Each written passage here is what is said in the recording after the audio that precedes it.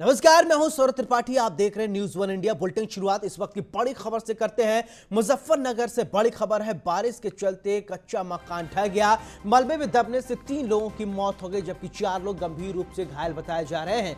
तो इस वक्त की बड़ी खबर आपको बता दें कि बताया जा रहा है कि मंसूरपुर थाना क्षेत्र के बेगराज थाना क्षेत्र का ये पूरा मामला है, गांव का पूरा मामला है। बड़ी खबर आपको बता रहे हैं, मंसूरपुर थाना क्षेत्र के बेगराजपुर ये गांव की घटना बताई जा रही है। तो कच्चा मकान ढहने से 3 लोगों की मौत हो गई है, जबकि 4 लोग गंभीर रूप से घायल बताए जा रहे हैं। घायलों का इलाज अस्पताल में चल रहा है। तो मलबे में दबने से 3 लोगों की मौत की खबर सामने आई है। बारिश की वजह से कच्चा मकान ढह गया। मकान ढहने से 3 लोगों की मौत और 4 लोग गंभीर रूप से घायल बताए जा रहे हैं। घायलों को इलाज के लिए अस्पताल में भर्ती कराया गया है, जहां इलाज चल रहा है।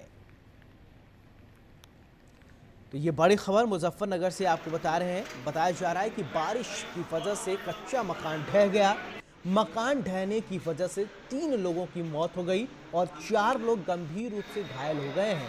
घायलों को इलाज के लिए अस्पताल में भर्ती कराया गया है। तो मुजफ्फरनगर की तस्वीर आप देख रहे हैं। ये वही मकान है जो बारिश की वजह से ढहा और जिसके मलबे के नीचे दबने से 3 लोगों की मौत हो गई और 4 लोग गंभीर रूप से घायल बताए जा रहे हैं। तो मुजफ्फरनगर की तस्वीर हम आपको दिखा रहे हैं। बताया जा रहा है कि कच्चा मकान ढहने से 3 लोगों की मौत, 4 लोग गंभीर रूप से घायल बताए जा रहे हैं। घायलों को इलाज के लिए अस्पताल में भर्ती कराया गया है।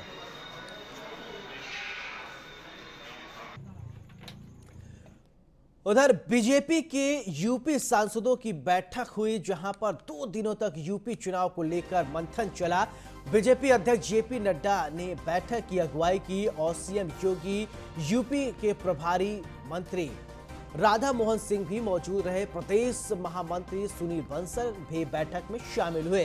बताया जा रहा है कि यूपी बीजेपी अध्यक्ष स्वतंत्र देव सिंह भी बैठक में मौजूद रहे। स्मृति ईरानी, मेनका गांधी भी बैठक में शामिल हुई। गोरखपुर, अवध और काशी क्षेत्र के सांसद भी इस बैठक में शामिल हुए। यूपी चुनाव में सक्रिय भूमिका निभाएंगे बीजेपी सांसद।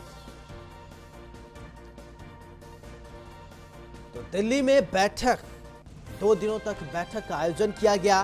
बैठक के दरमियान साल 2022 विधानसभा चुनाव होने से पहले तो किस तरीके से क्या रणनीति होगी, उसके तहत बातचीत हुई। बीजेपी सांसदों की बैठक में बोले मुख्यमंत्री योगी आदित्यनाथ, बीजेपी अपने सिद्धांत के लिए जानी जाती है। कोरोना काल में कई अभियान चलाए गए, सीएम ने कहा। पीएम की प्रेरणा से सेवा ही संगठन अभियान चलाया गया। कोरोना के दौरान दुनिया को लड़ने की प्रेरणा दी। संगठन एक कार्यकर्ता का जो है वो संगठन वो सेवा के लिए जुड़ा था। लगातार सेवा किया जा रहा था। केंद्रीय टीम में यूपी की बड़ी भागीदारी रही है। मुख्यमंत्री योगी आदित्यनाथ ने ये तमाम बातें इस बैठक के दरमियान कही हैं। यानी कहीं न कहीं अब साल 2022 की पृष्ठभूमि तैयार की जा रही है।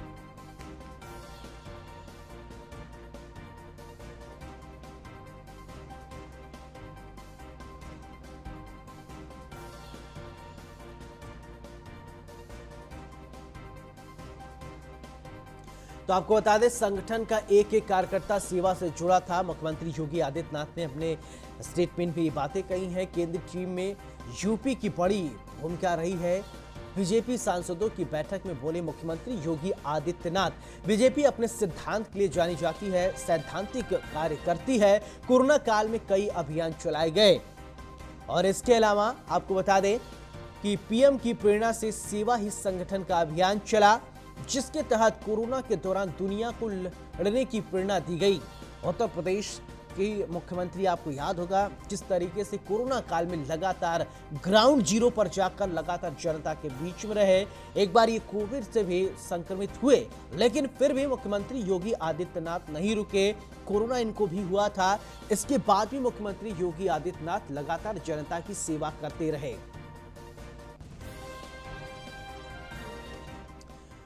उधर यूपी बीजेपी के सांसद दिल्ली में बैठक हुई, जिसके बाद न्यूज वन इंडिया की टीम और न्यूज वन इंडिया के एसोसिएट एडिटर ब्रजेश श्रीवास्तव ने बीजेपी सांसद रीता बहुगुणा जोशी से खास बातचीत की। आइए आपको सुनवाते हैं। पार्टी से बीजेपी सांसद रीता बहुगुणा जोशी जी हैं। मैम, कल भी बीजेपी की बैठक थी, आज भी हैं। अखिलेश यादव लगातार ट्वीट कर रहे हैं, कल भी ट्वीट कर रहे थे कि भारतीय जनता पार्टी यूपी से बुलाकर सांसदों का यूपी की दुर्दशा को जान रही है, और आज भी ट्वीट किए हैं कि समीक्षा बैठक एक ढोंग है। क्या कुछ कहेंगे? अब वो किसी स्वप्न में है, उनको रहने दीजिए। इस प्रकार की बैठकें होती आई हैं और होती रहेंगी। इतना बड़ा हमारा समूह है, इतने सारे हम सांसदगण हैं, तो दो भागों में बांटकर हमारे साथ हमारे मुख्यमंत्री जी, प्रदेश अध्यक्ष जी और केंद्र का जो नेतृत्व है वो हमारे साथ भोज पर चर्चा करेगा।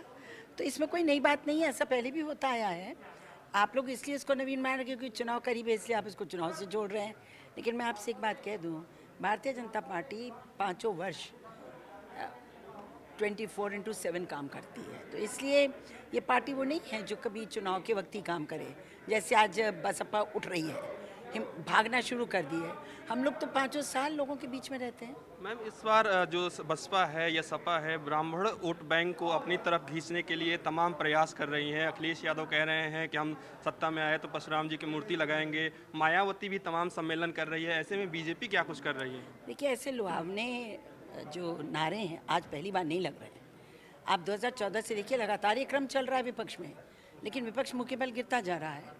और भारतीय जनता पार्टी का जो नेतृत्व है, खासतौर से जो संगठन है और जो प्रधानमंत्री जी और मुख्यमंत्री जी के कार्य हैं, वो इतने प्रबल और अच्छे हैं कि जनता उसके साथ है। तो इसलिए मैं समझती हूँ कि विकास के नाम पर ही वोट गिरेगा और भारतीय जनता पार्टी की सरकार पहले से बड़ी बहुमत से जीतेगी। जी बिल्कुल। तो ये थी हमारे साथ रीता बहुगुणा जोशी, जिनका कहना है कि भारतीय जनता पार्टी पहले से ज़्यादा बहुमत के साथ अब की बार सरकार बनाने जा रही है। न्यूज़ वन इंडिया के लिए पीयूष तिवारी, नई दिल्ली। जनता पार्टी से बीजेपी सांसद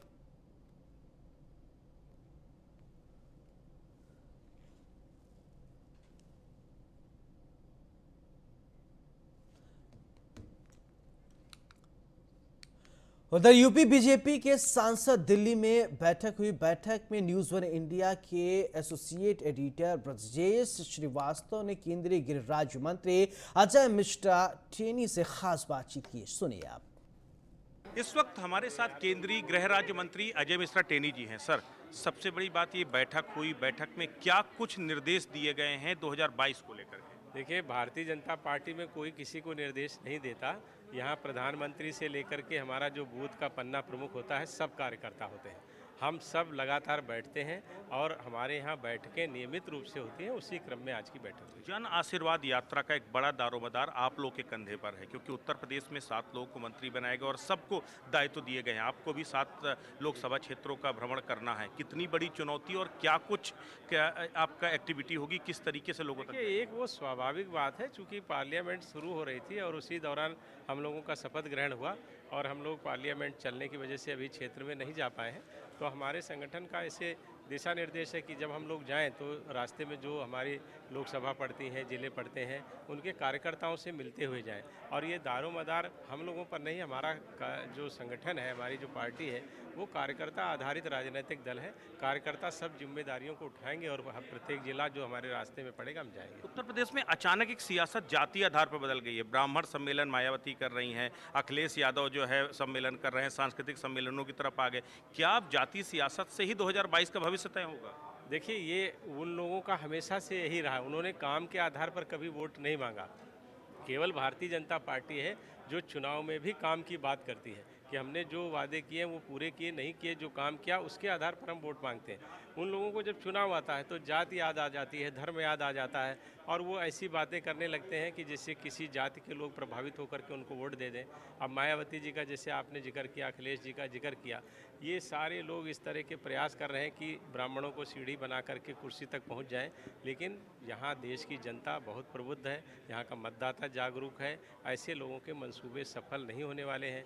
मायावती जी के जो ब्राह्मण चेहरे के बाद सतीश जो उनका प्रचार प्रसार कर रहे हैं, सतीश मिश्रा जी की कभी हिम्मत नहीं कि मायावती जी के सामने कुर्सी पर बैठ जाएं, तो वो ब्राह्मणों को सम्मान किया। आखिरी सवाल, किसानों की नाराजगी, पेगासस का मुद्दा, ये सब मुद्दे क्या 2022 के चुनाव में बीजेपी के लिए मुश्किलात नहीं खड़े करेंगे? नहीं, बिल्कुल नहीं करेंगे, क्योंकि हमारे खिलाफ ये मुद्दे हैं ही नहीं।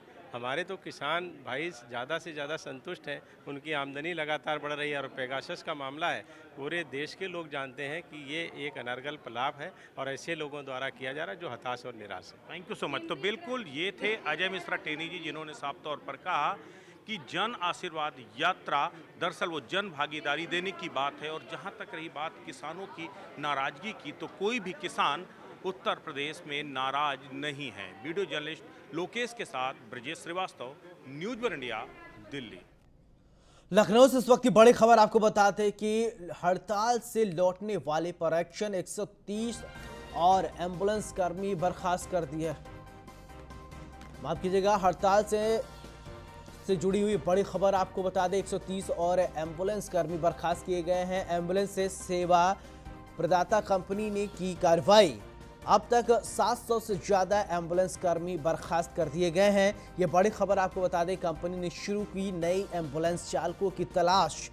लखनऊ में से जुड़ी हुई ये बड़ी खबर आपको बता रहे हैं, हड़ताल से न लौटने वाले कर्मचारियों पर एक्शन की खबर सामने आई है। 130 और एम्बुलेंस कर्मी बर्खास्त किए गए हैं। एम्बुलेंस सेवा प्रदाता कंपनी से जुड़ी हुई ये बड़ी खबर आपको बता रहे हैं। एम्बुलेंस कर्मचारी जो हड़ताल पर थे, अगर जो नहीं लौटे हैं उन पर कार्रवाई की बात कही जा रही। कंपनी ने शुरू की नए एम्बुलेंस चालकों की तैनाती। हड़ताल से न लौटने वाले पर एक्शन शुरू हो गया है। 130 और एम्बुलेंस कर्मी बर्खास्त कर दिए गए हैं। तो बड़ी खबर आपको बता रहे हैं, एम्बुलेंस सेवा प्रदाता कंपनी ने की कार्रवाई। तो जो कर्मचारी हड़ताल पे थे उनके खिलाफ कार्रवाई की गई है। अब तक 700 से ज्यादा एम्बुलेंस कर्मी बर्खास्त कर दिए गए हैं। कंपनी ने शुरू की नई एम्बुलेंस चालकों की तलाश और नई। ऐसी खबर पर ज्यादा जानकारी के साथ हमारे सहयोगी अश्विनी हमसे जुड़ रहे हैं। अश्विनी, जो कर्मचारी एम्बुलेंस के वापस नहीं लौट रहे हैं उन पर कार्रवाई की जा रही है, क्या कुछ जानकारी आपके पास? बिल्कुल देखा गया है कि 23 जुलाई से लगातार ये जो एम्बुलेंस कर्मी थे वो अपनी मांगों चाहे वो वेतन बढ़ोतरी और ठेकेदारी प्रथा खत्म करने को लेकर के प्रदर्शनरत थे। लेकिन जिस तरह से आज प्रदेश के तमाम जिलों में देखा गया है कि इनके एम्बुलेंस चालकों की हड़ताल की वजह से तमाम लोगों की जानें चली गई। तमाम जो परेशान लोग थे उनको एम्बुलेंस उपलब्ध नहीं हो पाई, जिसके सरकार ने सख्ती दिखाते हुए इनको अल्टीमेटम भी दिया। एस्मा लगा हुआ है कि आप लोग काम पे लौटिए, लेकिन सबके बावजूद भी ये लोग काम पे नहीं लौटे। अगर कल परसों की बात करें, परसों 570 जो एम्बुलेंस चालक थे उनको बर्खास्त किया गया था। कल की बात करें, कल 130 और एम्बुलेंस चालकों को बर्खास्त किया गया। कुल 700 जो एम्बुलेंस चालक हैं उनको बर्खास्त किया। साथ ही साथ सरकार के जो मुख्यमंत्री ने साफ निर्देश दिए कि जो जिले के डीएम हैं तत्काल प्रभाव से जो एम्बुलेंस है वो अपने कब्जे में, उनकी चाबी अपने कब्जे में ले और वैकल्पिक व्यवस्था दे। इसके अलावा जो पुलिस, स्थानीय पुलिस को लगाया गया है कि किसी भी तरह की समस्या न होने पर आम जनों को, जो भी लोगों को पेशेंट्स हैं उनको पहुंचाने के लिए अतिरिक्त रूप से जो एम्बुलेंस चालक हैं उनकी व्यवस्था की जाए। निश्चित तौर पर एक बार सरकार ने फिर 24 घंटे का अल्टीमेटम दिया है, अगर अब किसी भी आप लोग नहीं माने तो बड़ी कार्रवाई और देखने को मिलेगी। जी अश्विनी, एक सवाल ये भी उठता है कि जो एम्बुलेंस कर्मचारी थे उनकी मांगे नहीं मानी गई, वो जो मांग कर रहे थे उसको नहीं पूरा किया गया और उनको हटाने की बात कही जा रही है। ये क्या दोहरा मापदंड देखने को मिल रहा है? बिल्कुल बात करें कि इस दौरान महामारी चल रही, महामारी के दौरान सरकार ने एस्मा लगाया। एस्मा वो एक्ट होता है जिसके तहत जो परिस्थितियां कुछ ऐसी सामान्य नहीं होती, उस दौरान कोई भी कर्मचारी जो है वो हड़ताल नहीं कर सकता। जो ऐसी सेवाओं लगा है जिन सेवाओं में छुट्टी लेकर के तमाम चीजें नॉर्मल मिलना आसान नहीं होता। निश्चित तौर पर उसी के चलते एस्मा लगाया जाता है कि जो कर्मचारी है किसी तरह का विरोध न इस दौरान कर पाए, क्योंकि इस महामारी का दौर चल रहा है। निश्चित तौर पर एस्मा के दौरान जो प्रदर्शन करना या फिर इस तरह के काम करना पर पाबंदी होती है, लेकिन सबके बावजूद भी कर्मचारी पाबंदी करते। लेकिन कहीं ना कहीं जो कंपनी है, प्राइवेट कंपनी जिनके थ्रू इनको आउटसोर्सिंग के सहारे रखा गया, वो एक कहीं ना कहीं शोषण भी करती है इन कर्मचारियों का। कर्मचारियों का कहना है कि इनकी सैलरी है वो 10 से 12 हजार होती है, लेकिन इनको 8 से 9 हजार रुपया मिलता है। साथ ही साथ 12 घंटे का काम दिया जाता है, जबकि जो मानक होता है उसके अनुसार 8 घंटे काम किया जाता है, लेकिन उनको बर्खास्त किया जा रहा है। चलिए अश्विनी, तमाम जानकारी के लिए बहुत बहुत शुक्रिया। उधर यूपी बीजेपी के सांसदों के दिल्ली में हुई बैठक के बाद न्यूज वन इंडिया के एसोसिएट एडिटर ब्रजेश श्रीवास्तव ने केंद्रीय मंत्री पंकज चौधरी से खास बातचीत की। क्या कुछ उन्होंने कहा, ये सुनवाते हैं आपको। बैठक खत्म हुई है, बैठक में क्या कुछ खास निर्देश दिए गए हैं, क्या कुछ एक्शन प्लान तैयार किया गया है? निर्देश के रूप में कि जो भी सांसद हैं, चुनावी वर्ष आ रहा है उत्तर प्रदेश में, सभी लोग अपने अपने क्षेत्रों में जाएं और सरकार की उपलब्धि जो भी कार्य हुए हैं उनको आम जन तक पहुंचाने का काम किया। सबसे बड़ी बात है, जन आशीर्वाद यात्रा लेकर आप लोग निकलेंगे। आप लोगों के ऊपर खासकर दारोमदार है जो 7 लोग मंत्री बनाए गए हैं, तो वो किस तरीके से आप लोगों को टारगेट दिया गया है, कितने बड़े एरिया को आपको कवर करना है? देखिए, हम लोग के रूट को अभी पार्टी तय कर रही है। जो भी रूट बनेगा उस रूट के माध्यम से जन आशीर्वाद कार्यक्रम, जो मोदी जी का पहले भी सोच है कि मंत्री बन के केवल हमें दिल्ली में नहीं रहना है, आम जनता का आशीर्वाद लेना है, उनको धन्यवाद भी ज्ञापित करना है और उनके बीच में सरकार की उपलब्धियों को पहुंचाना भी। उत्तर प्रदेश में विपक्ष लगातार सवाल कर रहा है कि अब सरकार को पिछड़ों की याद आई, जब उनके साथ थे तब उनकी कभी तवज्जो नहीं किया। खास करके समाजवादी पार्टी खासा हमला कर रही है और पिछड़े वर्ग सम्मेलन के जरिए उन्हें अपने पाले में करने की कवायद में जुटी है। देखिए, पिछड़े वर्ग या अगड़ा वर्ग या समाज का सभी वर्ग को लेकर भारतीय जनता पार्टी चलती है और अगर आप पूरा उठाएंगे, देखेंगे तो पिछड़ों का सम्मान हमेशा ही भारतीय जनता पार्टी ने किया है। उत्तर प्रदेश में एक बड़ी चुनौती वैक्सीन की, माफ कीजिएगा, कोविड के दौरान जो नाकामी का मुद्दा विपक्ष उठा रहा है, किसानों आंदोलन की वजह से जो किसानों की नाराजगी, वो भी एक बड़ी चुनौती। उससे निपटने के लिए क्या कुछ योजना? देखिए, विपक्ष का काम है मुद्दा उठाना, विरोध करना। हमारा काम है कि जो हम कर रहे हैं वो हम जनता को बतावें ताकि जनता उससे सहमत हो। कुछ लक्ष्य तय किया गया है, कितनी सीटें जीतने का लक्ष्य जो है? नहीं, आज की मीटिंग में कुछ ऐसा नहीं था। अभी आज की मीटिंग में केवल सांसदों को अपने अपने क्षेत्र में जाकर और साथ में जो मंत्री बनाए गए हैं उनको 8-10 लोकसभा क्षेत्र होते हुए अपने क्षेत्र में जाने का निर्देश दिया। Thank you so much. तो बिल्कुल ये थे मंत्री पंकज चौधरी, जिन्होंने साफ तौर पर कहा कि जन आशीर्वाद यात्रा के जरिए जन जन तक पहुंचने का लक्ष्य पार्टी ने निर्धारित किया है। वीडियो जर्नलिस्ट लोकेश के साथ Brajesh Srivastava, News One India, Delhi. UP BJP के सांसद की दिल्ली में हुई बैठक के बाद न्यूज वन इंडिया के एसोसिएट एडिटर ब्रजेश श्रीवास्तव ने सीतापुर से सांसद राजेश वर्मा से खास बातचीत की। उन्होंने क्या कुछ कहा, ये आपको सुनवाते हैं। इस वक्त राजेश वर्मा जी, सांसद सीतापुर, हमारे साथ मौजूद हैं। सर, बैठक हुई है, क्या केंद्रीय नेतृत्व की तरफ से क्या कुछ निर्देश दिए गए हैं, क्या कुछ जो है बताया गया, क्या लक्ष्य तय किया गया है? नहीं, केंद्रीय नेतृत्व ने एक सामान्य रूप से सांसदों की एक मिलन बैठक हुई है। हमारे यशस्वी मुख्यमंत्री जी आए हैं, हमारे यशस्वी प्रदेश अध्यक्ष जी, हमारे राष्ट्रीय अध्यक्ष जी का संबोधन प्राप्त हुआ है। कोई संगठनात्मक दृष्टि से हम लोग अपने संगठन को और मजबूत करेंगे। आने वाले विधानसभा के चुनाव में हम लोग गांव-गांव तक, जैसे विपक्षी पार्टियां खास करके अखिलेश यादव पिछड़ों को टारगेट करने के लिए पिछड़ा सम्मेलन के जरिए जोड़ने की कोशिश कर रहे हैं, आपको क्या कुछ उस तरह से कोई स्ट्रेटजी तैयार की, कुछ लक्ष्य दिया गया है? देखिए, पिछड़ों का जहां तक बात है, आज की तारीख में सबसे ज़्यादा, सबसे बड़ी तादाद में पिछड़ा भारतीय जनता पार्टी के साथ है, मजबूती के साथ रहेगा। अखिलेश जी क्या कर रहे हैं उस पर हम कोई कमेंट नहीं कर सकते। Thank you so much. बिल्कुल, तो ये थे राजेश वर्मा जी कि जिन्होंने कहा कि पिछड़े बीजेपी के साथ थे, हैं और रहेंगे। वीडियो जर्नलिस्ट लोकेश के साथ Brajesh Srivastava, News One India, Delhi.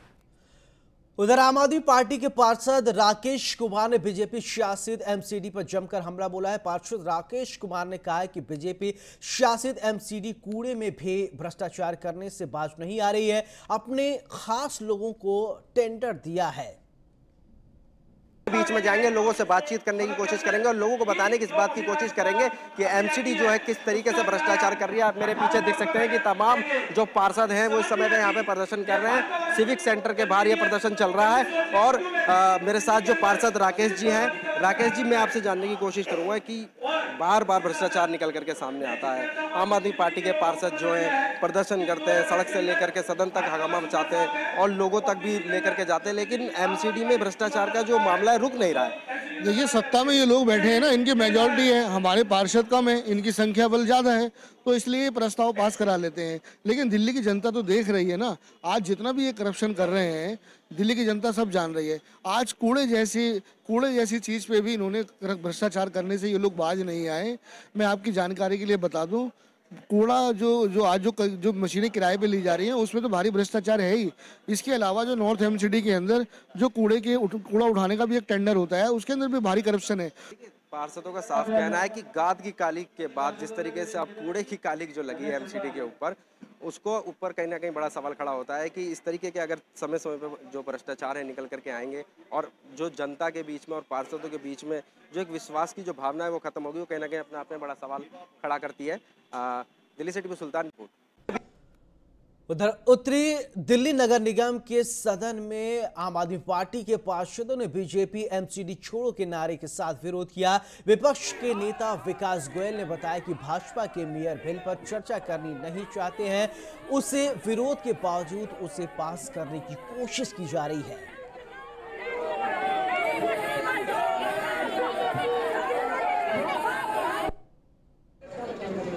सड़क से लेकर सदन तक एक ही हंगामा हो रहा है कि कूड़े में हो गया भ्रष्टाचार। आखिर कौन सा भ्रष्टाचार हो गया? आज हाउस में फिर आम आदमी पार्टी के पार्षदों ने हंगामा किया। मेरे साथ आम आदमी पार्टी के सबसे कद्दावर नेता विकास गोयल मौजूद है। विकास गोयल जी से पता करने की कोशिश करेंगे। विकास जी, ऐसा क्या मुद्दा है भ्रष्टाचार का जो बार बार इसकी आवाज़ उठाई जा रही है और सुना नहीं जा रहा है? देखिए, हमने बार बार प्रेस कॉन्फ्रेंस करके बताया, हमने 6 महीने पहले प्रेस कॉन्फ्रेंस की थी कि इन्होंने कूड़े को साफ़ करने के लिए 6,30,000 महीने पे वहाँ पर मशीनें लगाई है, ट्रोमल मशीनें। उस पर खुद एमसीडी के चीफ ऑडिटर ने बड़े क्वेश्चन मार्क लगाए कि इसमें करोड़ रुपये का घोटाला हुआ है। ये हम नहीं कह रहे, ऑडिटर कह रहा है। भारतीय जनता पार्टी ने उस ऑडिट की रिपोर्ट में कोई कार्रवाई नहीं की, कोई इंक्वायरी सेटअप नहीं किया, कुछ नहीं किया, किसी अधिकारी के खिलाफ कोई कार्रवाई नहीं की, बल्कि उससे बढ़ते हुए क्या कर रहे हैं, अपना चोरी का तरीका बदल के उसको कर दिया कि 306 रुपये पर टन देंगे और 6,000 टन एक मशीन को महीने में प्रोसेस करना है।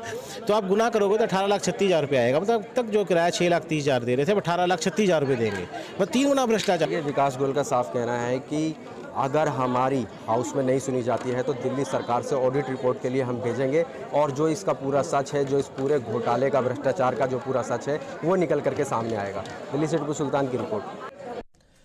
उधर DDMA की ओर से साप्ताहिक बाजार खोलने के आदेश के बाद निगम ने अभी साप्ताहिक बाजार खोलने की अनुमति नहीं दी है, जिसको लेकर कांग्रेस निगम पार्षद ने सदन में जमकर हंगामा किया। साथ ही सड़कों पर लगने वाले साप्ताहिक बाजार की प्रदर्शनी को सदन में ही लगा दिया।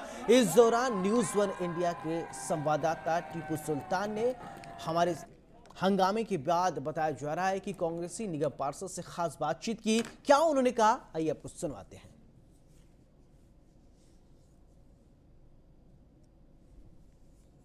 लगे वो साप्ताहिक बाजार आज हाउस में लगा दिए गए कांग्रेस की तरफ से। या मेरे साथ जो पार्षद हैं पूनम बागड़ी जी, मैं इनसे पता करना चाहूँगा कि ये नौबत क्यों आई? सर देखिए, हमने पहले नोटिस दिया था इन लोगों को, जब ये 6 महीने पहले बाजार बंद रहे, ठीक है, उसके बाद 3 महीने फिर बंद रहे, उसके बाद DDA ने इनको इजाज़त दे दी। मैं आपको पर्चा दिखाती हूँ, देखिए, बाज़ार खोलने के लिए। यदि ये बाज़ार खोलने की इजाज़त दे दी थी तो फिर इन लोगों ने बाज़ार क्यों नहीं लगाने दिए, किस लिए नहीं परमिशन दी? मेरा आज यही इनसे मैंने शॉर्ट नोटिस लगाया था, जो इन्होंने रिजेक्ट कर दिया। किस लिए रिजेक्ट कर दिया? मैं पूछती हूँ, जब ये बाज़ार वाले कहाँ जाएंगे ये अपने गरीब परिवारों को लेके? और देखिए, साप्ताहिक बाजार खोलो या मुआवजा दो, 18,000 रुपये प्रति माह दो, केंद्र व दिल्ली सरकार मिलकर दो। क्या है ये नारा, 18,000 दो? देखिए, रेडी पटरी वाला भी एक इंसान है, गरीब है तो उसकी आवाज़ को ये उठाएगा नहीं। कांग्रेस हमेशा गरीब की आवाज़ उठाई है और ऐसे ऐसे कानून लाए है जो गरीबों के हक में था। पर आज जब ये दोनों सरकारें आई हैं, मोदी सरकार और केजरीवाल सरकार, दोनों सरकार ऐसी सरकार आई है जो पैसे वाले की सुनता है, ना कि वो गरीब आदमी की सुनता है। आज वो हाल है कि गरीब जो पटड़ी पे एक अपना रोजगार, मतलब छोटा मोटा सामान बेच के अपने घर परिवार को चला रहा था, आज उसको बैठने नहीं दिया जा रहा। क्यों नहीं बैठने दिया जा रहा? वो उधर बाराबंकी में पुलिस वालों को एक महिला से गाड़ी किनारे खड़ी करने को कहना भारी पड़ गया। महिला पुलिस से ही भिड़ गई और जमकर सड़क पर तमाशा करने लगी। किस तरीके से ये हाई वोल्टेज ड्रामा हुआ, देखिए जरा ये रिपोर्ट। नियम तोड़कर खाकी से भिड़ी रईस जादी का हाई वोल्टेज ड्रामा, खाकी के साथ पंगा, पुलिस से बदसलूकी क्यों, नियम बताकर नियम का उल्लंघन क्यों? इन तस्वीरों को गौर से देखिए। पुलिस से बदसलूकी करती इस युवती को देखिए, कैसे पुलिस के साथ सरेआम बदसलूकी कर रही है।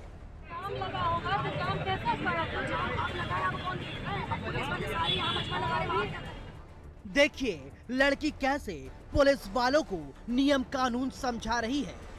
पुलिस का काम पहले समझो, प्रायोरिटीज डिसाइड करो, उसके बाद वर्दी करो और समझाओ। नहीं समझ रहे हो तो हम जैसे लोगों को ही समझाना पड़ेगा। ये लड़की पुलिस वालों को कैसे धमकी दे रही है कि कोई थाना, पुलिस या मंत्री को फोन नहीं होगा, फैसला यही होगा।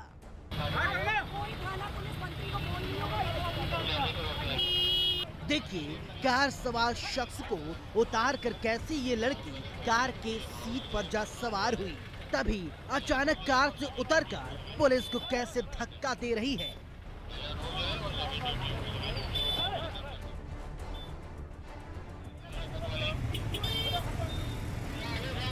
देखिए पुलिस वाले कैसे युवती को समझा रहे हैं, लेकिन ये कहां मानने वाली है।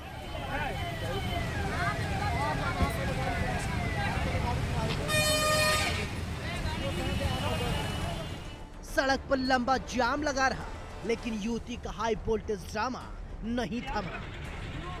परेशान होकर पुलिस ने महिला कांस्टेबल को बुलाया। सुनिए इस रईस जादी का क्या कुछ कहना है, वो क्या कह रही है।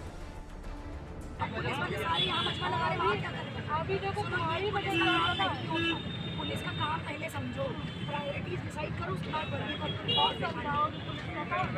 नहीं समझ रहे हो तो हम जैसे लोगों को ही समझाना पड़ेगा। कौन समझ रहे हो? कौन लगाए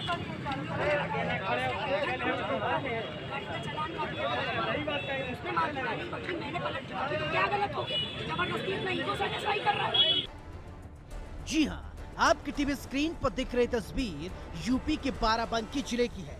दरअसल प्रभारी मंत्री दारा सिंह चौहान के आगमन को लेकर रोड पर खड़े वाहनों को पुलिस हटा रही थी। इसी दौरान रोड पर खड़ी कार को हटाने की बात करने पर यह युवती पुलिस पर भड़क उठी, नाराज हो गई। कार हटाने के लिए कहने पर दूसरे युवक को हटाकर ड्राइविंग सीट पर युवती खुद बैठ गई। समझाने आई महिला दारोगा पर हमलावर हो गई और उससे अभद्रता की। नगर कोतवाली क्षेत्र के अंतर्गत देवा तिराहे की ये पूरी तस्वीर आप अपने टीवी स्क्रीन पर देख रहे हैं। लगातार पुलिस कर्मियों को देख लेने की ये लड़की धमकी देती रही। इन तस्वीरों को देखने के बाद कई सवाल खड़े होते हैं। जिन पुलिस वालों को ये मैडम नियम कानून की दुहाई दे रही हैं, क्या इन्हें नहीं पता कि पुलिस से ऑन ड्यूटी बदसलूकी करना कानून की नजर में गुनाह है। न्यूज़ 1 इंडिया के लिए बाराबंकी से भोलानाथ की रिपोर्ट।